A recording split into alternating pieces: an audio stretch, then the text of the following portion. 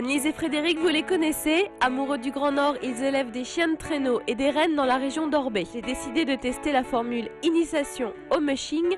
Devenir musher en herbe en 2 heures, est-ce possible? Démonstration.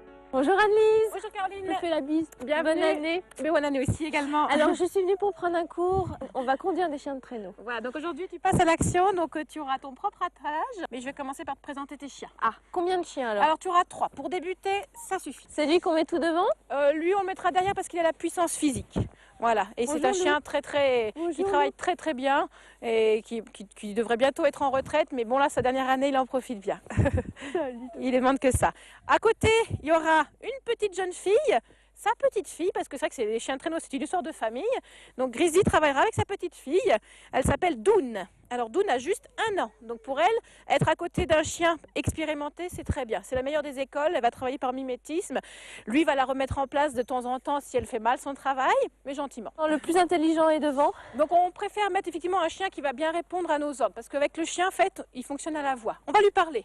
Voilà, donc il n'y a pas de volant sur le traîneau, donc tout se fait à la voix. Donc justement, il y aura certains ordres que tu devras retenir. Donc pour faire avancer le chien, c'est devant, donc une voix assez ferme, gentille quand même, mais assez percutante pour que le chien en fait il comprenne qu'on s'adresse à lui. Donc, il faudra donner le nom du chien et dire devant. Voilà. Donc après, pour tourner gauche, droite, par exemple, loup à gauche, loup à droite, et pour s'arrêter comme avec les chevaux, oh. Oh, et en même temps, on joint toujours. Eh ben dis donc, la jeune fille, t'as une forte tête. Et oh, pchit. Donc oh pour s'arrêter. Voilà. Oh. Donc ce sont 3 ordres assez simples à retenir qu'il faudra bien appliquer sur le terrain. Voilà. Donc après, nous on sera devant pour te montrer le chemin. Tu suivras derrière nous et nous on veillera à ce que tout se passe bien pour toi. Puis si par hasard tu perds le contrôle de ton véhicule, on l'attrapera et on te le redonnera à cette occasion. Eh bien, allez dehors, allez.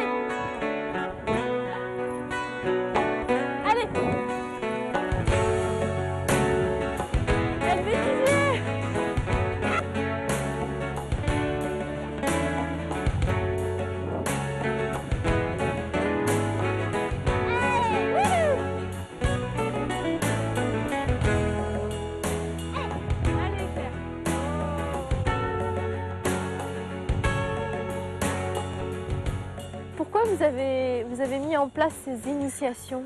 Voilà, parce que je dirais, le traîneau ne demande pas non plus, je dirais, une grande technicité. Ouais. On peut très bien se faire plaisir avec une première approche sur une demi-journée. C'est accessible à tous. Bon, bien sûr, sous réserve d'avoir un minimum de conditions physiques et de faire de la randonnée régulièrement ou du vélo et pas ne rien faire de l'année, parce que c'est vrai qu'il faut quand même avoir un peu de souffle, aider un peu les chiens quand ça monte et avoir un minimum d'équilibre. C'est pour ça qu'on propose cette activité uniquement aux adultes pour l'instant.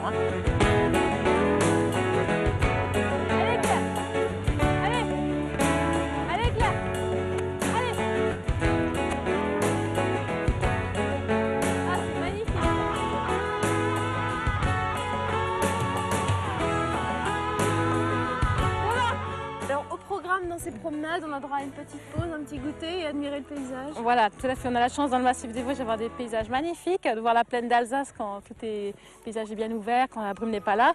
Et en fait, on fait des petites pauses quand même, parce que c'est vrai que c'est des fois un peu fatigant. Donc on fait des petites pauses. On prend petite collation, un petit café, une petite tisane et puis un peu de gâteau pour reprendre aussi les calories qu'on a dépensées dans la montée. Et comme ça, après, on reprend tranquillement et ça dure à peu près 2 heures la balade. En plus de la préparation qui dure une demi-heure et les petites initiations. Et là, après, on est capable de faire sur une demi-heure sans problème et après enchaîner éventuellement sur une journée entière à une autre occasion. Mais c'est vrai que ça s'apprend assez facilement, quoi. Donc, je sais pas, à toi de me dire qu'est-ce que tu en penses. Les sensations sont assez extraordinaires. Au début, on est très impressionnés par la force. Le bruit, l'agitation des chiens. Mais c'est surtout la force, en fait. On a vraiment l'impression d'être moins que rien sur ce traîneau. Et en fait, on se rend compte que dès qu'il y a un petit peu de montée, une neige un peu se calme. Voilà. C'est beaucoup. Qu'est-ce que vous avez ressenti, vous, la première fois que vous êtes monté sur un traîneau? Moi, je crois que j'avais perdu le contrôle du traîneau, il me semble, si je me souviens bien. Le traîneau est parti sans nous et on a couru derrière. Donc c'est vrai que c'est le risque, c'est la peur. Voilà, on peut se faire surprendre. C'est vrai que les chiens sont tellement impatients que si on n'y prend pas garde, le traîneau peut partir sans nous, quoi. Donc c'est vrai que c'est une grosse précaution quand je dis aux débutants, faites attention, soyez vigilants. C'est pas les derniers pour faire des blagues, les chiens. Qu'est-ce que vous ressentez quand vous êtes sur ces traîneaux? La liberté, quoi, le plaisir d'être avec les animaux, d'avoir une communion, de de partager un moment avec eux. Puis bon, je veux dire, la tranquillité, quoi. Nous, c'est ce qu'on aime. On aime la nature, on veut du calme, on veut pas trop être dans les bruits, l'agitation des stations. On veut vraiment être au calme et offrir ça aux personnes qui sont aussi tout le temps stressées dans leur vie quotidienne. S'ils peuvent avoir un peu de tranquillité, de sérénité, c'est ce qu'on peut leur offrir, on sera ravis.